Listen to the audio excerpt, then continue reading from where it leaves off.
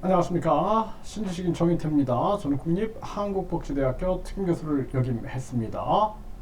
국힘 위원주 윤석열 세게 타격, 뭘 어떻게 책임질 건데 강력한 발언을 했습니다. 네, 디지털타임스에서 전하고 있고요. 이현주 윤 또 때렸다. 뭘 어떻게 책임지겠다는 건가? 대단한 착각하고 있다. 이렇게 얘기를 했습니다. 윤 대통령이 모든 책임은 내가 진다. 쇼츠 영상을 공개하며 여론전을 하고 있다라는 거죠. 여기에 대해서 이현주는 정보를 국가가 독점하고 소수 엘리트들이 다수의 못 배운 국민들을 통치하는 시대 아니다. 구국의 결단으로 무지몽매한 국민들에게 나를 따르라며 끌고 가는 시대 아니다라는 거죠. 이 무슨 때 아닌 권위주의적 발상인가? 대통령도 정부도 시대착오적 착각에서 벗어나야 된다. 이렇게 발언을 했습니다. 네, 그래서 강제동원 배상해법과 관련해서 미래를 위한 결단이다라고 대통령이 이제 대통령실이 밝혔죠. 네, 그러면서 모든 책임은 내가 진다. 네, 이러한 영상도 공개를 했는데요.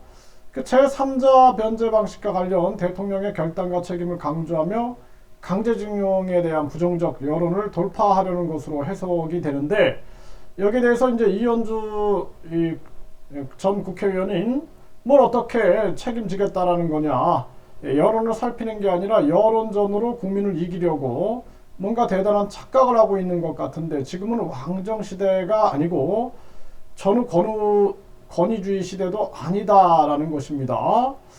네, 5년 임기 동안 국민들로부터 위임을 받은 수권자로서 사전에 주권자인 국민들에게 충분히 설명하고 뜻을 살폈어야 하고, 그래도 다수 국민들이 받아들이지 못하면 강행할 수 없다, 지속 가능하지 않다. 그게 자유민주 사회이자 민주공화국의 작동 원리다라는 거죠. 이 나라가 대통령권이야. 국민이 주권자다. 국민이 대통령을 걱정해야 하냐. 네, 이런 얘기를 했어요.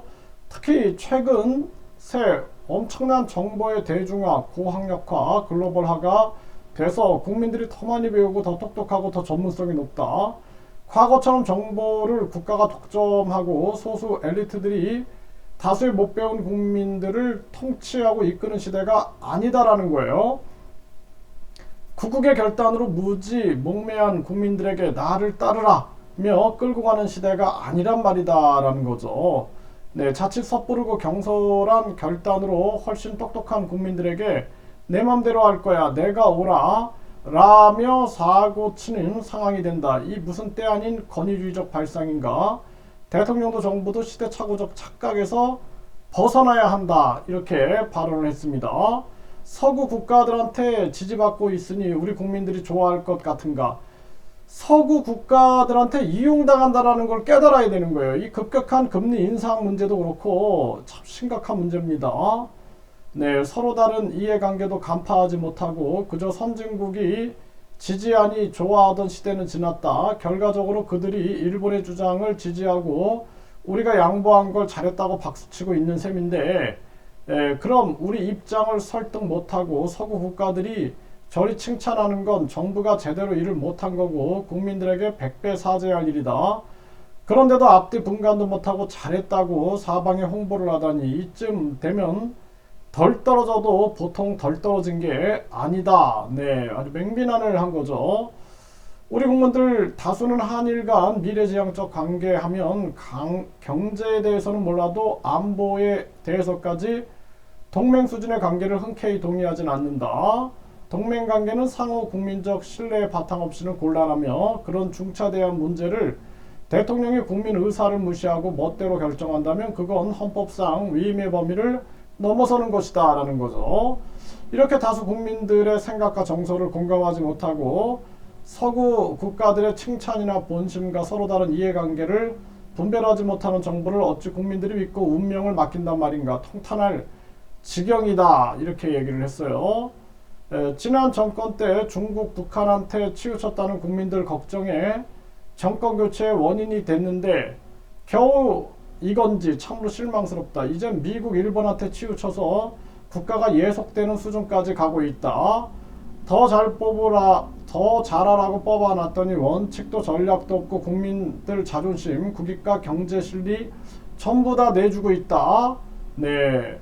세계 경제 10위 경제력, 세계 6위 통상 규모의 6위의 국방력을 자랑하는 대한민국, 현대 역사상 타국을 침략하지 않고 타민족을 수탈하거나 탄압하지 않은 나라 중 우리처럼 스스로 일어난 나라, 국민들이 스스로 투쟁하여 민주화를 이룬 나라가 있는지 보라. 대한민국이 세계에서 유일무이하다. 정치의 민주성, 경제의 역동성, K컬처 등 이젠 일본이 따라올 수가 없다.